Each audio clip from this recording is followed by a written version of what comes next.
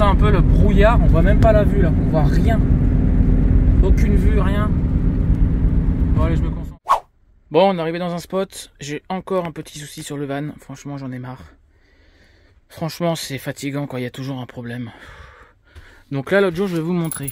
De base, la boîte de vitesse en fait elle s'est dessoudée, alors je vais vous montrer.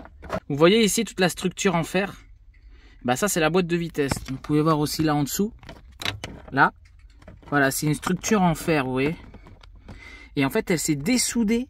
Bah on peut le voir là voilà, en haut à droite là, au niveau de mon doigt. Ça s'est dessoudé, vous voyez le petit point de soudure juste à droite là voilà, ça s'est dessoudé là. Et ça s'est dessoudé aussi ici. Celui-là, vous voyez que le Serflex. Donc du coup, en fait, j'avais mis là une patte que vous voyez là juste en dessous. Là. Au niveau de mon doigt là. J'ai mis une petite patte, c'est la même patte que ça là. Voilà. En fait, je l'ai fixé ici. Je l'ai fait descendre. Et du coup, j'ai fixé avec un Serflex la boîte de vitesse. Mais, il y avait aussi... Je l'ai fixé aussi ici. Vous voyez, ici j'ai mis un Serflex et je l'avais mis aussi un autre en dessous. Enfin bref, je vais pas tout vous montrer. Ça s'est cassé. Ça s'est désolidarisé. Donc du coup, ce que j'ai fait, donc heureusement que je roulais pas vite et que j'ai pu m'arrêter. J'ai tout remis et là j'ai mis plein de Serflex. Vous voyez même là, j'ai renforcé en fait ici les trois que vous voyez là. Là et les deux qui sont là au bout de mon doigt. Je les ai entourés et je suis passé tout derrière. Mais vous voyez le problème c'est que ça passe dans les fils électriques. Donc là c'est bon, la boîte de vitesse elle bouge plus, enfin ou très peu. Là j'ai pas refixé ça, hein, mais ça de toute façon on s'en fout, vous voyez ce que je veux dire, hein. C'est pas très grave. Hein. Le problème c'est que je sais pas, depuis que j'ai fait ça, après quand j'ai redémarré, j'ai entendu un bruit de grésillement.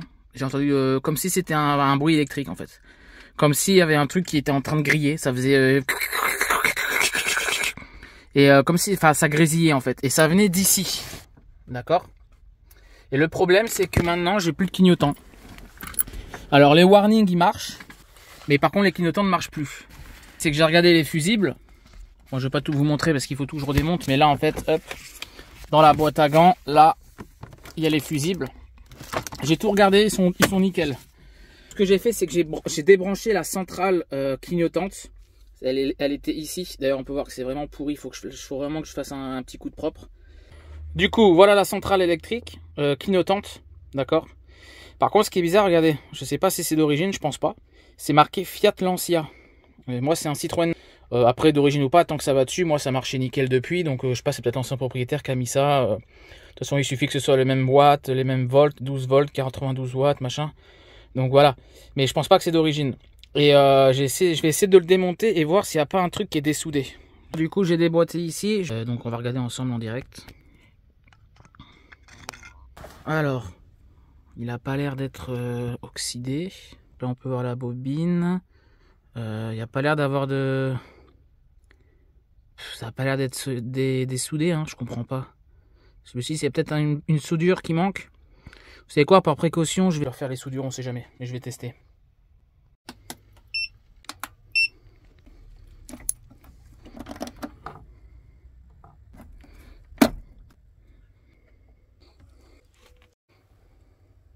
Franchement, c'est très galère. J'ai fait les 4 là. Où est-ce que ceux-là là 1, 2, 3, 4.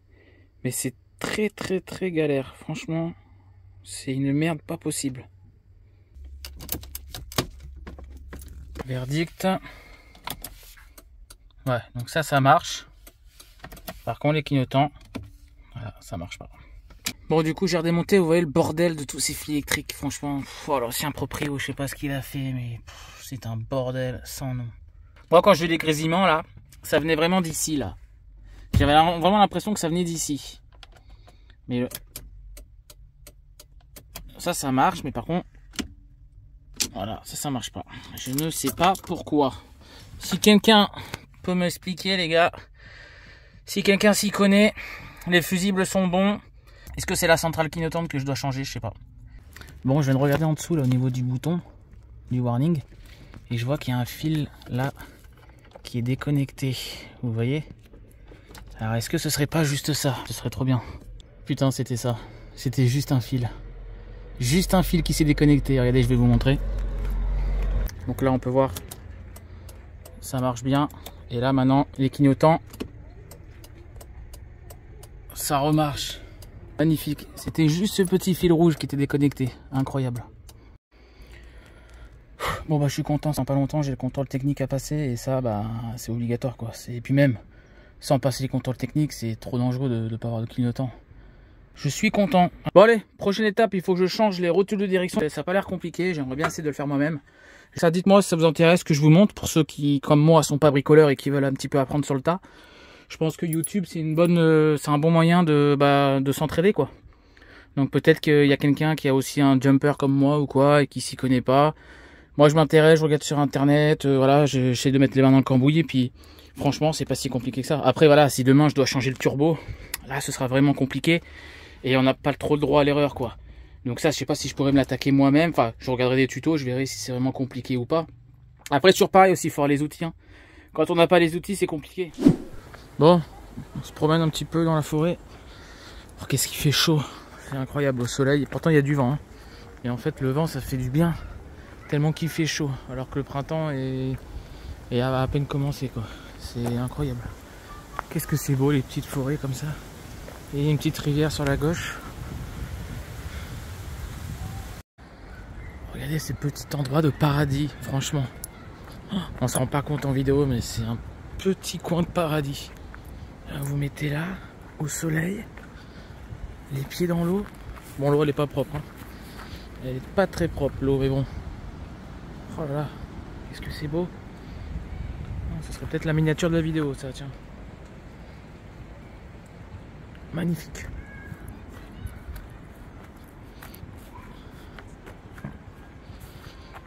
Magnifique.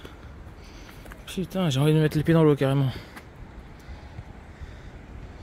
C'est trop beau. Couleur comme ça, printanière. Enfin là ça fait un peu couleur automnale hein, je trouve. Mais bon, il y a le vert en fait qui revient, donc c'est vraiment sympa. Petit coin de paradis, gros ciel bleu. Je crois qu'il fait 24 degrés, donc au soleil ressenti il doit faire au moins 30. Et heureusement qu'il y a le vent. Hein. Cet été on va crever. Je pense qu'il va faire de plus en plus chaud de toute façon chaque année. Hein. Je pense que cet été là on va vraiment crever. Hein. Ça va être compliqué encore. Hein. Les saisons maintenant, l'été il fait trop chaud, l'hiver il fait trop froid. C'est vraiment les meilleures saisons, c'est printemps et automne. C'est vraiment sympa, il y a des gens derrière moi qui m'ont regardé, donc qu'est-ce qu'il fait celui-là à parler tout seul. Bref, allez je vous reprends. Allez moi ces petits chemins, je vais mettre en grand angle. Je le répète dans chaque vidéo, mais ce genre de chemin là, j'adore. Les petits chemins comme ça là. Petit sentier, c'est vraiment sympa. En plus là il fait bon. Bon il fait encore chaud, mais il fait bon quand même.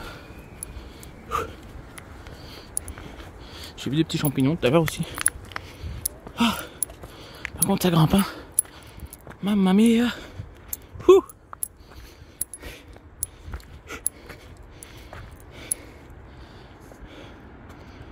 C'est vraiment sympa.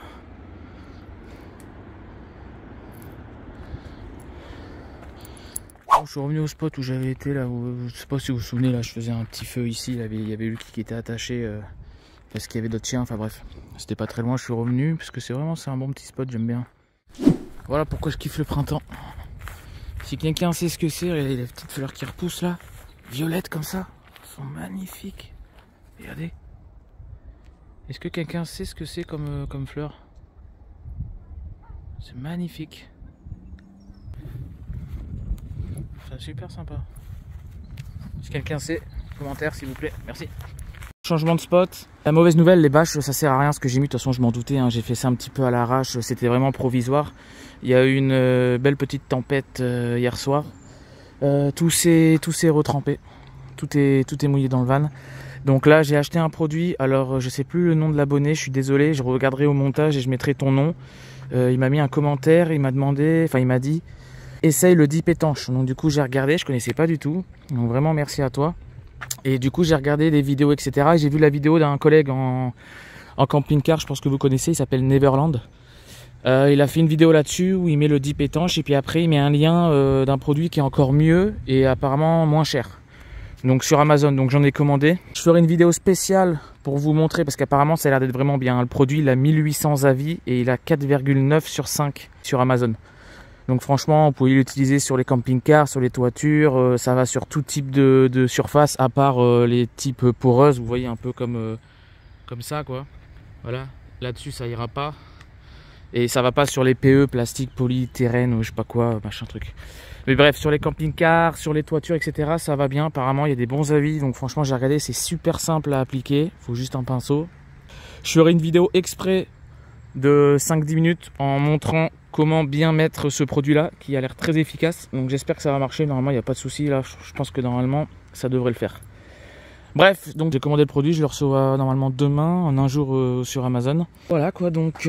Là, je me suis mis sur un petit spot, c'est un parking de cimetière, franchement, comme ça je me remets un peu d'eau.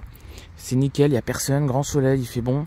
Là, du coup, je vais m'attaquer à lever le camion, parce que j'ai des bruits suspects au niveau des roues, donc je pense que c'est les biellettes ou quoi, donc je vais voir, c'est pas compliqué à changer. Bon, j'ai levé le camion, la roue elle touche plus. Maintenant, il faut que je regarde, par contre j'ai oublié de tourner la roue, je suis con. Je vais la démonter directement de toute façon. Allez, je reprends, il fait une chaleur, c'est un truc de fou. Je vais me démonter la roue là, putain j'en ai chié. Hein. En fait, il fait chaud quoi. Là, vous voyez, ça a été rongé par la rouille, je pense.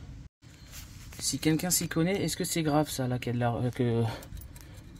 ça soit comme ça? Est-ce que c'est vraiment grave ou pas? Et autre question, parce que moi j'y connais vraiment rien, est-ce que ça c'est normal que ça bouge comme ça? C'est normal ou pas?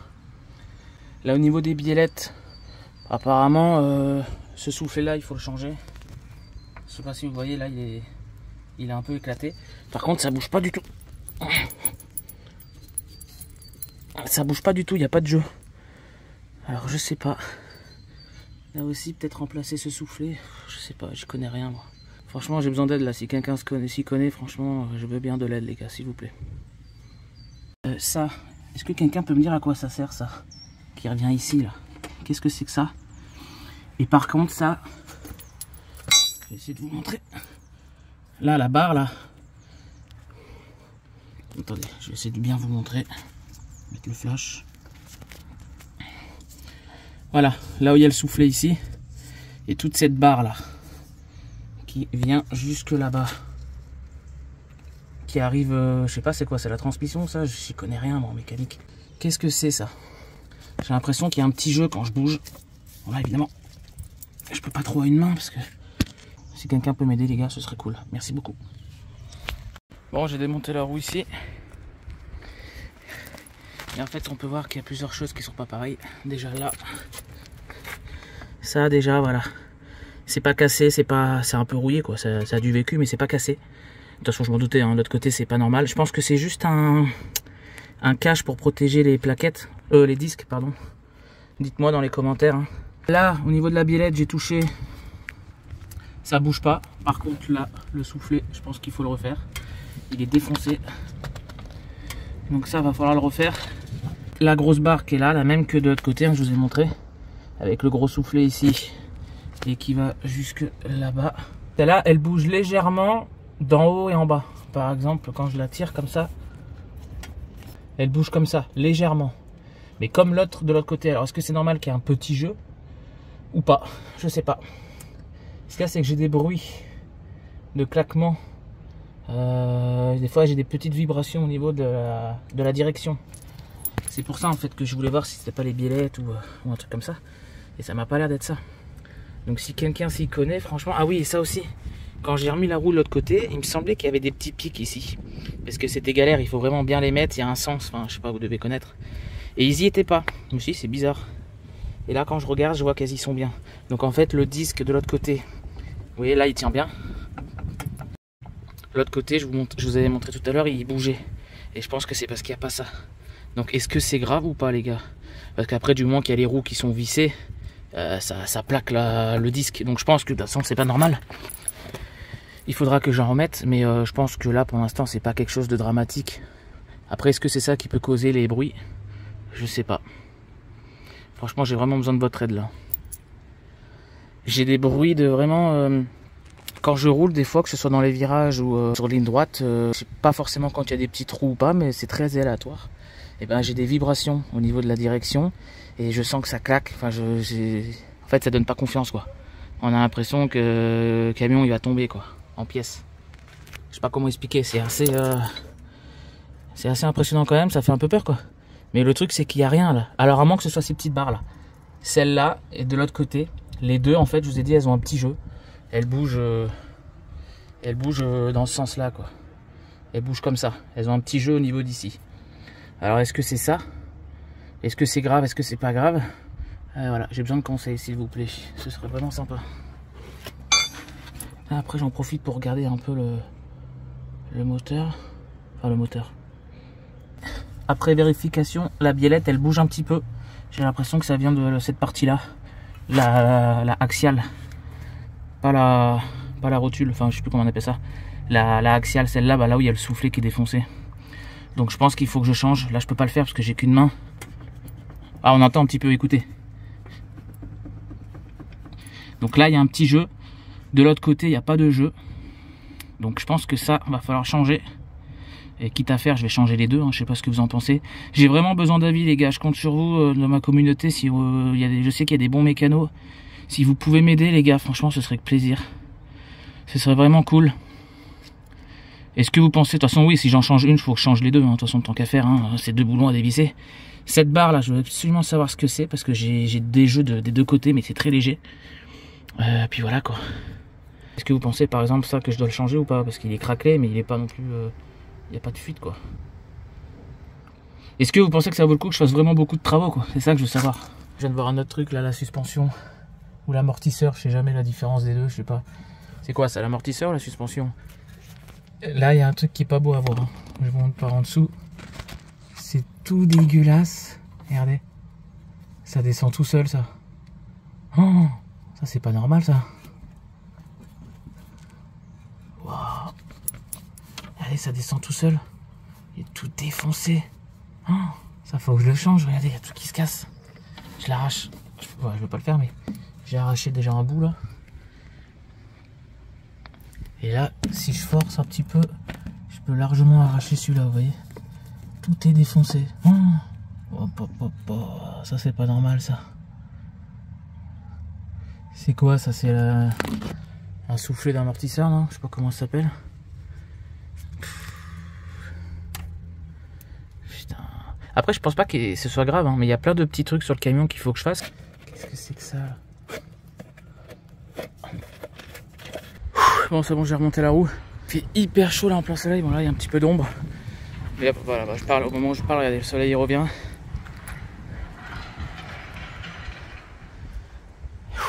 Il fait vraiment très très chaud. Et je peux vous dire qu'à la main comme ça, entre le clic à la main et les roues, sans clé à choc, c'est compliqué.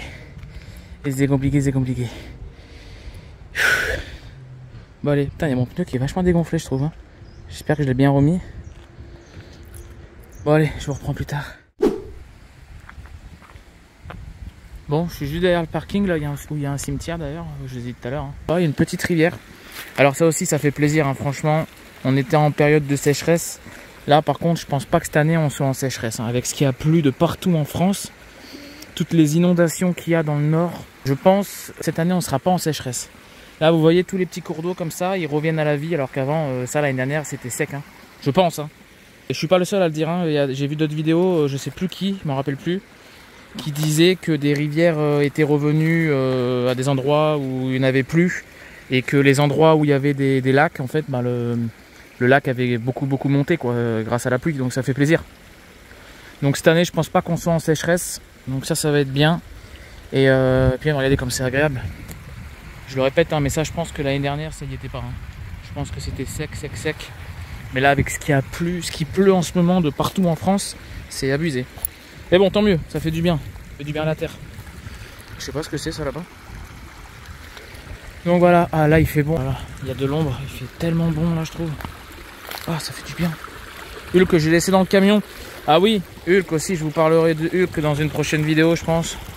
Il a eu un petit souci. J'ai failli l'emmener en urgence chez le vétérinaire à 2 h du matin, mais bon après ça s'est calmé. Et là ça se calme alors je sais pas.